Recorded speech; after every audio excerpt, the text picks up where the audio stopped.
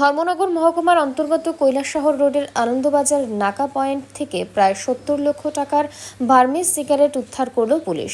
দীর্ঘদিন ধরেই পাচারকারীরা ধর্মনগর কৈলাসশহর জাতীয় সড়ক ব্যবহার করে অবৈধ পণ্য পরিবহন করে আসছিল। ঘটনার বিবরণে জানা গিয়েছে, গোপন সংবাদের ভিত্তিতে ধর্মনগর মহকুমা পুলিশ আধিকারিক পি জুরিমপুইয়া ধর্মনগর থানার পুলিশ বাহিনী নিয়ে সেখানে অভিযান চালান। এই সময় একটি বোলেরো পিকআপ ভ্যান আটক করে উদ্ধার হয় বিপুল পরিমাণের বার্মিজ সিগারেট। তবে অভিযানের মুখে গাড়ির চালক পালিয়ে যায়। উদ্ধার করা হয় অবৈধ সিগারেটগুলো ধর্মনগর আরক্ষা দপ্তর থেকে আদালতে প্রেরণ করা হবে এবং পরবর্তীতে ধাপে কাস্টমস দপ্তরের কাছে হস্তান্তর করা হবে। মালগুলো দামছড়া দিঘি থেকে আসে।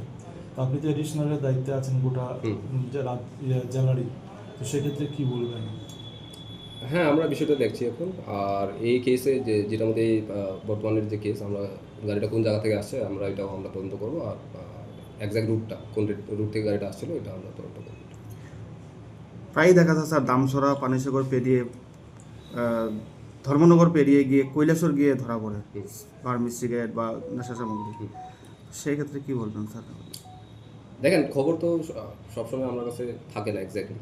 তো অনেক সময় আমরা গোপন সূত্রে খবরে আমরা যে সময় আমাদের কাছে এক্স্যাক্ট ইনফরমেশন থাকে আমরা গাড়িটা আটক করতে আমরা সক্ষম হই। আর অনেক সময় অনেক রাস্তাগুলো আছে যেটার মধ্যে বাইপাস করে যাওয়া যায় আমাদের যে নাকা আছে, যার কারণে সামনে গিয়ে অনেক সময় এটা ধরা পড়ে।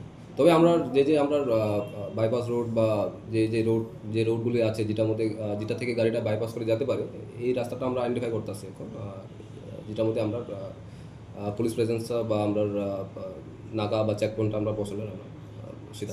এবারও তদন্তে যদি দেখেন যে মালগুলো আপনার দামছড়া দিয়ে প্রবেশ করেছে, তো দামছড়া পরে পানিসাগরের নাকা রয়েছে, জলেবার সাথে নাকা রয়েছে, সেই ক্ষেত্রে আপনারা কি পদক্ষেপ নেবেন? হ্যাঁ, আমরা দেখবো গাড়িটা কোন রাস্তা থেকে গাড়িটা আসছিল।